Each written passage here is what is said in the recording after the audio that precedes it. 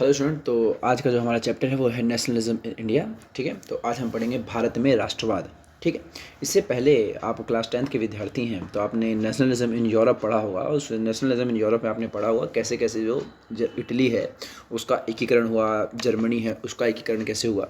ठीक उसी प्रकार से हमें इस वीडियो में देखना है कि आपका जो भारत है, इस भारत में इसका एकीकरण कैसे होता है, कैसे ये आज़ाद होता है। वो हमें सारे के सारे जो टॉपिक्स हैं वो इस चैप्टर में पढ़ने हैं। तो चलिए फिर शुरू करते हैं। ये जो हमारा चैप्टर है इसको मैंने 6 पार्ट्स में बना रखा है। वैसे तो पहला इंट्रोडक्शन होगा आपका, फिर फर्स्ट वर्ल्ड वॉर, खिलाफत, नॉन कॉपरेशन, फिर different stand with in the movement और सिविल डिसोबीडिएंट मूवमेंट्स, और फिर लास्ट में आपका the sense of collective belonging. Okay, तो 6 पार्ट्स में हम इस वीडियो को कवर करेंगे। 6 पार्ट्स का मतलब रहेगा आपका एक ही वीडियो रहेगी पूरी की पूरी, लेकिन 6 अलग अलग हिस्से में बनाई जाएगी एक तरीके से। ठीक है, और मैं आशा करता हूँ आप इस वीडियो को पूरा देखेंगे। अगर आप पूरा वीडियो देखेंगे तो ही जा करके आपको समझ आएगा। ठीक है, चलिए फिर शुरू करते हैं। सबसे पहले आपको मैं बता दूं कि ये नेशनलिज्म होता क्या है। नेशनलिज्म का मतलब होता है लॉयल्टी और डिवोशन टू एन नेशन, यानी कि आप जिस राष्ट्र में रहते हैं उस राष्ट्र के प्रति आपके अंदर एक भावना होती है, एक लॉयल्टी होती है। जब ये जाग जाती है उसी को आप नेशनलिज्म कह सकते हैं। ठीक है, अब इंडिया के लोगों में ये नहीं थी, लेकिन धीरे धीरे इसको लाया गया कि हम भारत के लोग हैं, भारत एक अलग, इसको एक देश बनाना है, हमें इस देश को आज़ाद कराना है। तो ये सब जो बातें करी गई थी ये आपका नेशनलिज्म होता है। जैसे आज के समय में बहुत सारे लोग ऐसे होते हैं, बहुत सारे लोग नहीं मतलब सभी ऐसे होते हैं जो अपने देश के प्रति बहुत ज़्यादा मान सम्मान रखते हैं, देश के प्रति कुछ भी करने को तैयार हो जाते हैं।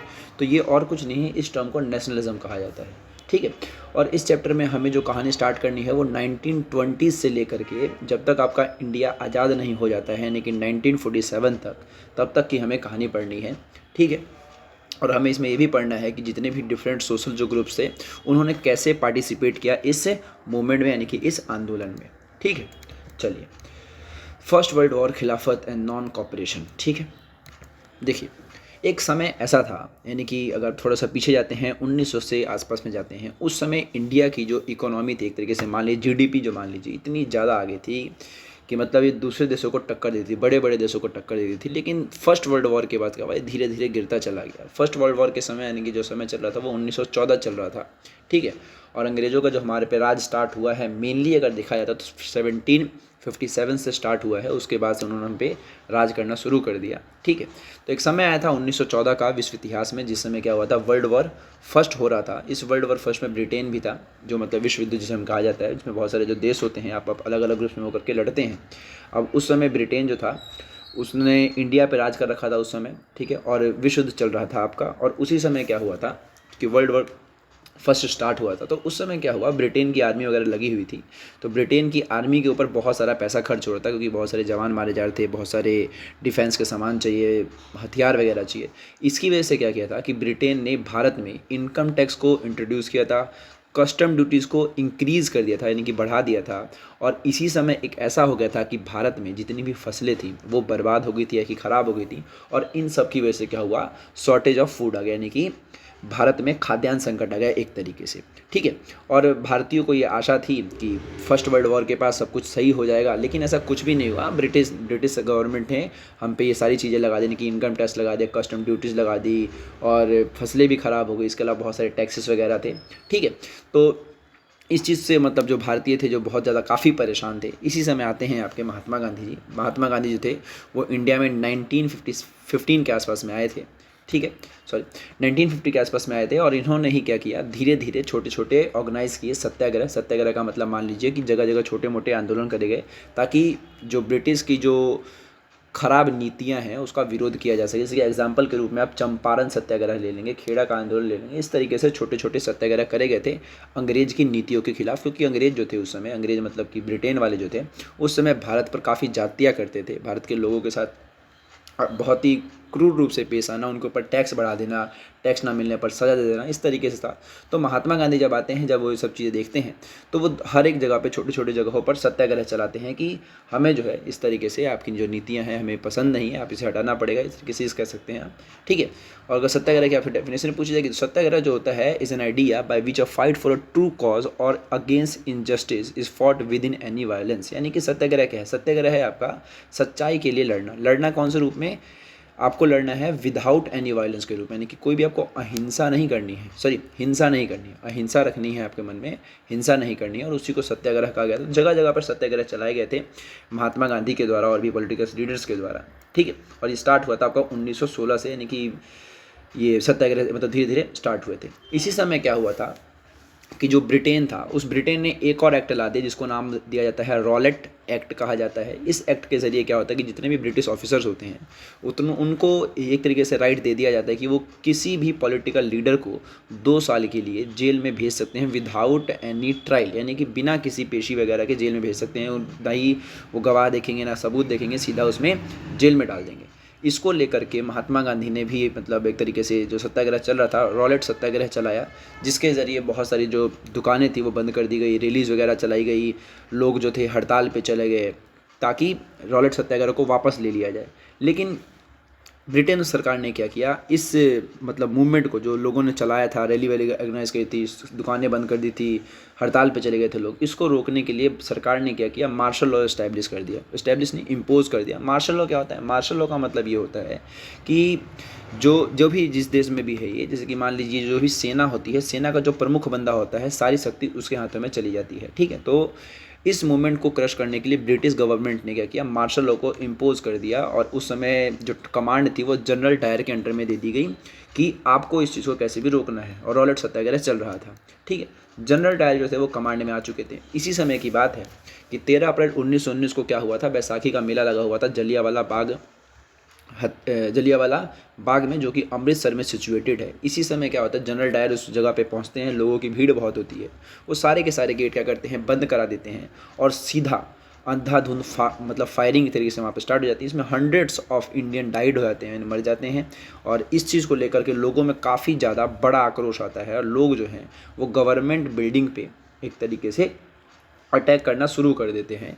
तो जो आपका अभी रॉलेट सत्याग्रह शुरू किया था महात्मा गांधी जी ने विदाउट एनी वायलेंस, वो जो है अब आपका वायलेंस में तब्दील हो चुका है। और without this reason Mahatma Gandhi force to stop this movement, यानी कि अब इस वजह से इन्होंने क्या किया, इस सत्याग्रह को वापस ले लिया। क्यों ले लिया? क्योंकि जो लोग थे वो गवर्नमेंट बिल्डिंग्स पे अटैक करने लग गए, वायलेंस में तब्दील हो गया था अभी ये मूवमेंट, ठीक है। और इसीलिए महात्मा गांधी ने सोचा, मैं फिर एक तरीके से महात्मा गांधी का मतलब जो आपका ये मूवमेंट था वो रुक गया आपका। इसके बाद क्या होता है, महात्मा गांधी का बहुत मेन रोल माना जाता है, इसलिए तो वो क्या करते हैं कि हिंदूज़ और मुस्लिम को टुगेदर यानी कि एक साथ लाने के लिए वो मोहम्मद अली और शौकत अली से मिलते हैं और अपना एक नया आंदोलन जिसका नाम होगा नॉन कॉपरेशन खिलाफत मूवमेंट, उसको शुरू करते हैं। पहले ये नॉन कॉपरेशन मूवमेंट था, ठीक है, असहयोग आंदोलन, बाद में इसको असहयोग खिलाफत आंदोलन के नाम से जाना जाने लगा, क्योंकि उस समय मोहम्मद अली और शौकत अली जो कि 2 खलीफा लोग थे, ठीक है, इनसे मिले और उन्होंने एक तरीके से नॉन कॉपरेशन खिलाफत मूवमेंट की नींव रखी या फिर उसको शुरू किया। Differing strand with in the movement. देखिए, तो नॉन कॉपरेशन खिलाफत मूवमेंट में क्या था कि ये जो लॉन्च करा गया था मोहनदास करमचंद गांधी, मोहम्मद अली और शौकत अली के द्वारा किया गया था जनवरी 1921 में। और इसमें बहुत सारे जो सोशल ग्रुप्स थे वो भी जुड़े थे और धीरे धीरे एक तरीके से मतलब ये जो आंदोलन था वो बड़ा रूप लेने लगा था, ठीक है। और एक चीज़ इसमें ये थी कि सभी के लिए स्वराज की जो मीनिंग थी अपनी थी। स्वराज एक किताब है, हिंद स्वराज जो आपकी एक किताब है वो महात्मा गांधी की किताब है। खैर, अब देखते हैं कि इस मूवमेंट में क्या क्या हुआ। पहले देखते हैं कि इस मूवमेंट का टाउन्स में क्या असर पड़ा। तो टाउन्स में ये हुआ कि जितने भी स्टूडेंट्स वगैरह थे उन लोगों ने गवर्नमेंट स्कूल छोड़ दिए, हेड मास्टर्स ने साइन दे दिए, हेड मास्टर टीचर्स ने रिज़ाइन दे दिया, सॉरी, और लॉयर्स ने give up their legal practice, foreign goods for boycott, यानी कि जो भी विदेशी सामान था उसका बहिष्कार किया जाने लग गया। लोगों ने जो विदेशी कपड़े थे उनको बहुत ही मतलब एक तरीके से जला वला दिया, क्योंकि वो मतलब एक तरीके से आप पूरा ये समझिए कि यहाँ पर ब्रिटिश जो आर्मी है उसको आप उनके साथ आपको कॉपरेट नहीं करना, तभी इसका नाम क्या है, नॉन कॉपरेशन मूवमेंट, एक तरीके से असहयोग करना है आपको। तो इन 5 तरीक़ों से टाउन्स में असहयोग किया गया, किसका, ब्रिटिश का। लेकिन ये जो जिस रफ्तार में आपको दिख रहा है कि आंदोलन बढ़ा, उसी रफ्तार में गिर गया। गिरने का कारण क्या था, देखिए, मान लीजिए कि यहाँ पे मैंने आपको बताया कि बहुत सारे बच्चों ने स्कूल छोड़ दिए, टीचर्स ने रिज़ाइन दे दिया, लेकिन कुछ समय बाद बच्चों के पास दूसरा स्कूल था नहीं, क्योंकि उस समय भारत सरकार का कोई स्कूल नहीं था, उस समय ब्रिटेन का ही था, तो उनको वापस जाना पड़ेगा। हेडमास्टर टीचर ने रिज़ाइन कर दिया, तो लेकिन वो किस स्कूल में पढ़ाएंगे आगे, तो उनको भी वापस जाना पड़ा। लॉयर्स जो थे उनको फिर से अपने काम पर जाना पड़ा। और रही बात कपड़ों की, तो कपड़ों में दूसरा जो तरीका था पहनने का, तरीका नहीं मतलब दूसरा सब्स्टिट्यूट जो आपका था कपड़ों का, अगर आप फॉरेन गुड्स नहीं पहनते हैं तो आपको क्या पहनना पड़ेगा, खादी पहनना पड़ेगा। और खादी उस समय जो था वो काफ़ी ज़्यादा महंगा था। और this is a reason slow down of the movements in town, यानी कि जो आपका ये मूवमेंट इतना तेज़ी से चल रहा था, इसके रुकने का कारण क्या था कि खादी महंगा था तो लोग इसे अफोर्ड नहीं कर सकते थे, तो वापस वो लोग कहाँ आ गए, ये फॉरेन गुड्स या फिर क्लॉथ्स पे आ गए, ठीक है। और दूसरा क्या था कि लेक ऑफ इंडियन इंस्टीट्यूशन, यानी कि जिन लोगों ने ये सब चीज़ें छोड़ी थी उनको वापस जाना पड़ा। तो इस तरीके से आप देख सकते हैं कि जो मूवमेंट इतनी तेज़ी से इतनी रफ्तार से चल रहा था वो कैसे रुक गया, ठीक है।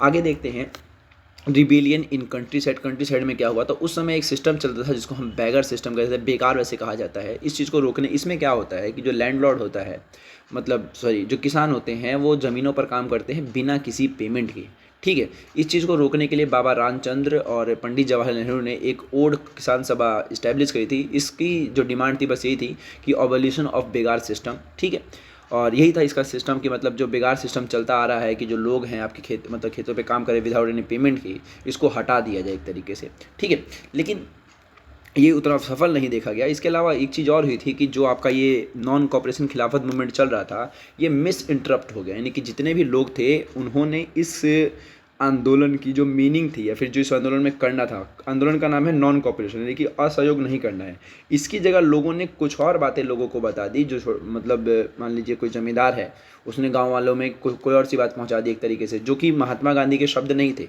और इसकी वजह से क्या हुआ कि जो लोग थे इस आंदोलन को गलत रूप में ले गए, उनको लगा कि गांधी राज आ चुका है, और इसकी वजह से उन लोगों ने मतलब जो भी नियम वगैरह थे उनको वायलेट करना स्टार्ट कर दिया, ठीक है। और इसकी वजह से क्या हुआ, उनको एक दिन पुलिस वालों ने पिटाया। एक एक्ट आया था, इनलैंड एमिग्रेशन एक्ट 1859 के समय में आया था, ठीक है। और ये था कि plantation worker were not permit to leave the field. तो यहाँ पर ये था कि जो भी वर्कर्स हैं वो खेतों को नहीं छोड़ सकते हैं, और लोगों को ऐसा लगा था कि गांधी राज आ चुका है, तो उन लोगों ने सोचा कि हम इस एक्ट को छोड़ देंगे, मतलब इस एक्ट को नहीं मानेंगे। और उन्होंने इस एक्ट को नहीं माना, वो जैसे ही आगे गए तो उनको पुलिस वालों ने खूब मारा एक तरीके से। और इस तरीके से आप देख सकते हैं कि जो आंदोलन चल रहा था इतनी रफ्तार से वो धीरे धीरे ख़राब हो गया, क्योंकि यहाँ पर मिस इंटरप्ट हो गया, जो असली बातें थी वो लोगों तक पहुँची नहीं। और लेक ऑफ इंडियन इंस्टीट्यूशन और खादी बहुत महंगा है, इन सब चीज़ों की वजह से जो फरवरी 1922 था, गांधी जी ने इस मूवमेंट को विड्रॉ कर लिया। और उन्होंने ये डिसाइड किया कि पहले हम क्या करेंगे, इंडियंस को ट्रेन करेंगे किसी भी मास स्ट्रगल के लिए, ठीक है। तो यहाँ पर आप सही देख सकते हैं कि जो आपका नॉन कॉपरेशन खिलाफत मूवमेंट जो है फरवरी 1922 में गांधी जी ने विड्रॉ कर दिया। और रीज़न मैंने आपको बता दिया, एक तो खादी, एक था लेक ऑफ इंडियन इंस्टीट्यूशन, और तीसरा आप लिख सकते हैं इसमें कि लोगों तक वो बातें नहीं पहुँच पाई जो महात्मा गांधी ने कही थी, उनके पास कोई दूसरी बातें पहुँची एक तरीके से घुमा फिरा करके। ये सबसे बड़ी दिक्कत थी इस मूवमेंट की, जिसकी वजह से इसको बंद करना पड़ा, ठीक है।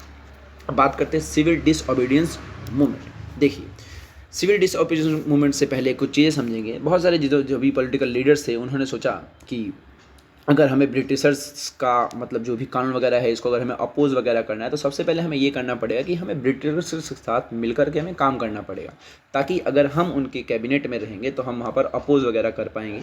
इस तरीके से सोचा, उसको लेकर के एक पार्टी बनाई गई थी, स्वराज पार्टी। लेकिन जवाहरलाल नेहरू, सुभाष चंद्र बोस, इन लोगों ने कुछ अलग तरीके अपनाए, उन लोग पार्टी में नहीं गए, ठीक है। और दो रीज़न ये भी हैं, मतलब ये तो हो गया आपका कि हमें स्वराज पार्टी का ये बताया गया कि स्वराज पार्टी बनी कैसे, ठीक है। बनाने का रीज़न मैंने आपको क्या बताया, ताकि ब्रिटिशर्स की जो नीतियाँ हैं उसको हम कैसे अपोज कर सकते हैं। जवाहरलाल नेहरू और सुभाष चंद्र बोस ने इस पार्टी को नहीं अपनाया, ठीक है। और स्वराज पार्टी बनाई थी CR दास ने और मोतीलाल नेहरू ने 1922 में, यानी कि ठीक उसके बाद। देखिए, reason for civil disobedience movement, यानी कि डिसओबीडियंस मूवमेंट के रीज़न क्या है, दो ही रीज़न है, एक तो साइमन कमीशन और एक आपका ग्रेट इकोनॉमिक डिप्रेशन। देखिए, साइमन कमीशन में क्या था, साइमन कमीशन क्या है कि भारत के ऊपर, भारत आपका आज़ाद होने वाला है एक तरीके से मान लीजिए, फिर उसमें नियम लाए जाएंगे तो उसके लिए एक रिपोर्ट बनानी थी। तो वो जो रिपोर्ट थी वो साइमन, यानी कि जिसकी फ़ोटो मैं आपको दिखा रहा हूँ, ये साइमन है, ठीक है, सर जॉन साइमन, इनके हाथों में दे दी गई थी। और इसमें क्या था, 7 मेंबर्स थे और ये भी थे, लेकिन इसमें एक भी व्यक्ति इंडियन नहीं था, जिससे कि मैंने आपको पिछला बताया कि इंडियन चाहते थे कि इनको मौका मिले, और यहाँ पर ये मौका नहीं भी दिया गया ब्रिटेन के द्वारा कि कोई भी मतलब इसमें इंडियन आदमी नहीं है, केवल और केवल कौन है, ब्रिटिशर्स हैं, और वही जो भी नियम बनाएंगे वही माने जाएंगे एक तरीके से। और इसकी वजह से क्या हुआ कि लोग काफ़ी ज़्यादा आक्रोश में आ गए कि हमें क्यों नहीं मौका मिला इस कैबिनेट में या फिर इस कमीशन में, ठीक है। और लोगों ने फिर एक तरीके से यहाँ पर जब साइमन मतलब ये रिपोर्ट आने वाली थी उससे ही पहले मतलब एक तरीके से नारे वगैरह कि Simon go back, Simon go back, Simon वापस जाओ एक तरीके से, ये था सिस्टम। पहला तो हो गया आपका डिसओबीडियंस का पहला आपको कारण समझ आया कि साइमन कमीशन है। दूसरा आपका ग्रेट इकोनॉमिक डिप्रेशन। इस समय क्या हुआ था, विश्व में बहुत ही बड़े स्तर पर आर्थिक मंदी आ गई थी, जितने भी शेयर मार्केट थे वो गिर गए थे, अर्थव्यवस्था बहुत ज़्यादा खराब हो गई थी। और ये दो कारण जाते हैं आपके सिविल डिसओबीडियंस मूवमेंट के, यानी कि साइमन कमीशन ऑफ 1927 और ग्रेट इकोनॉमिक डिप्रेशन ऑफ 1929। ठीक है, और इस तरीके से सिविल डिसओबीडियंस मूवमेंट की शुरुआत होती है। अब यहाँ पर जो था मूवमेंट स्टार्ट होने वाला था, महात्मा गांधी ने सोचा कि क्या तरीका अपनाए। तो महात्मा गांधी ने नमक को इसका एक तरीका बनाया कि नमक as the symbol to unite the nation as everyone use it in daily life and paid tax for it. उस समय क्या था कि ब्रिटेन वालों ने क्या कर रखा था कि नमक जो व्यक्ति बनाता था पहले भारत में, उसको मना कर दिया था कि आप नमक नहीं बना सकते हैं और आपको अंग्रेजों का ही नमक खरीदना पड़ेगा, ऐसा एक तरीके से नियम ला दिया गया था। ठीक है, तो महात्मा गांधी ने सोचा कि हम इसको लेकर के ही आंदोलन करेंगे एक तरीके से, क्योंकि नमक जो होता है सभी के लिए ज़रूरत है और इसके लिए लोग टैक्स भी भरते हैं, तो मैं इस चीज़ को हटाना चाहता हूँ एक तरीके से, ताकि लोग जो हैं ज़्यादा मात्रा में जुड़ें। तो महात्मा गांधी ने यही ड्राइव टू डांडी आप देख सकते हैं, अहमदाबाद से लेकर के डांडी तक गए हैं ये। ठीक है, ये एक तरीके से मूवमेंट की शुरुआत मानी जाती है। और इस समय महात्मा गांधी पहुंचते हैं वहाँ पर, कम से कम 60 से ज़्यादा हज़ार लोग वहाँ पे होते हैं, गांधी जी भी होते हैं, और गांधी जी वहाँ जा कर के नमक बनाते हैं एक तरीके से। और यहीं पर होता है कि उन्होंने इस एक्ट को तोड़ दिया, और एक्ट को तोड़ दिया तो आपको जेल जाना पड़ेगा। और इसी समय महात्मा गांधी क्या हो गए, अरेस्ट हो गए। ठीक है, इसके तुरंत बाद क्या आता है, गांधी इरविन पैक्ट आता है। गांधी इरविन पैक्ट में क्या था आपका कि समझौते हो रहे थे भारत को आज़ादी को लेकर के। तो उस समय राउंड टेबल चल रही थी। उस समय क्या था, महात्मा गांधी जेल में थे, तो इनको निकालने के लिए ये गांधी इरविन पैक्ट करा गया, जिसमें क्या करा गया था कि सिविल डिसओबीडियंस मूवमेंट को वापस लिया जाएगा गांधी के द्वारा। और दूसरा ये करा जाएगा कि जो भी प्रिजनर्स जिनको गिरफ्तार किया गया था उनको बाहर निकाला जाएगा। ठीक है, और तीसरी चीज़ ये करी गई थी कि सेकेंड राउंड टेबल ऑर्गेनाइज करी जाएगी। तो लेकिन ये राउंड टेबल का कोई फ़ायदा नहीं मिलता है, वहाँ पर सभी नेता जाते तो हैं लेकिन कुछ हो नहीं पाता है। यही आपका गांधी इरविन पैक्ट है कि एक तो सिविल डिसओबीडियंस मूवमेंट को रोका जाएगा, प्रिजनर्स को बाहर निकाला जाएगा और सेकेंड राउंड टेबल करी जाएगी। लेकिन सेकेंड राउंड टेबल का कुछ फ़ायदा नहीं होता है। ठीक है, और यहीं से आप देख सकते हैं कि एक और जो आपका आंदोलन है, कौन सा वाला, सिविल डिसओबीडियंस मूवमेंट, ये भी आपका रुक गया है यहाँ पे। ठीक है, कुछ फ़ायदा दिखता हुआ नहीं नज़र आता है।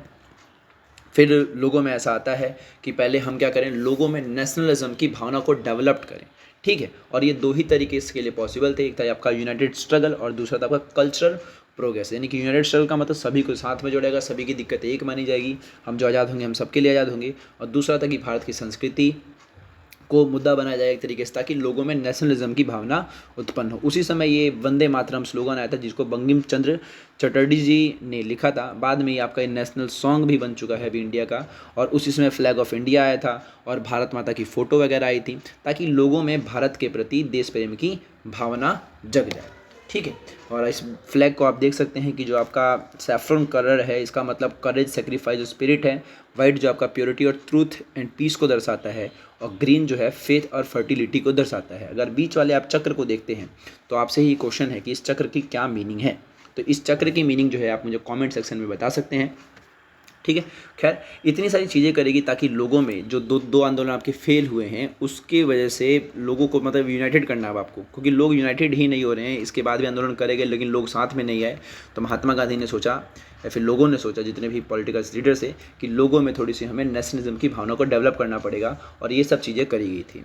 ठीक है, और इसके बाद आता है आपका गांधी जी ने फिर एक बड़ा आंदोलन किया 1942 में, जिसको बोलता है क्विट इंडिया मूवमेंट की अंग्रेजों भारत छोड़ो, फिर भारत छोड़ो भी कहा जा सकता है। और इस आंदोलन में बहुत ज़्यादा बड़े स्तर पर लोग जुड़े और इसको सक्सेसफुल कहा जाता है। और इसी के साथ में एक तरीके से मान लीजिए 1942 में स्टार्ट हुआ था और करते करते 1947 तक भारत को आज़ादी मिल गई थी। फिर भारत के प्रथम प्रधानमंत्री पंडित जवाहरलाल नेहरू ने एक स्पीच दी थी, जिसको बोलते हैं ट्रिस्ट विद डेस्टिनी, यानी कि भाग्य वधु से चिर प्रतीक्षित भेंट। और ये इंडियन पार्लियामेंट के सामने दी थी, लाल किले की प्राचीर से। ठीक है, और क्विट इंडिया मूवमेंट इतना ज़्यादा सक्सेसफुल रहा कि भारत जो है आपका आज़ाद हो गया। ठीक है, मिलते हैं फिर अगली वीडियो में। आशा करता हूँ आपको समझ आ गया होगा। अगर आपको समझ नहीं आता है तो प्लीज़ मुझे कमेंट सेक्शन में बताइए कि कौन सा टॉपिक आपको समझ नहीं आया। मैं आपके लिए काम करता हूँ इसलिए।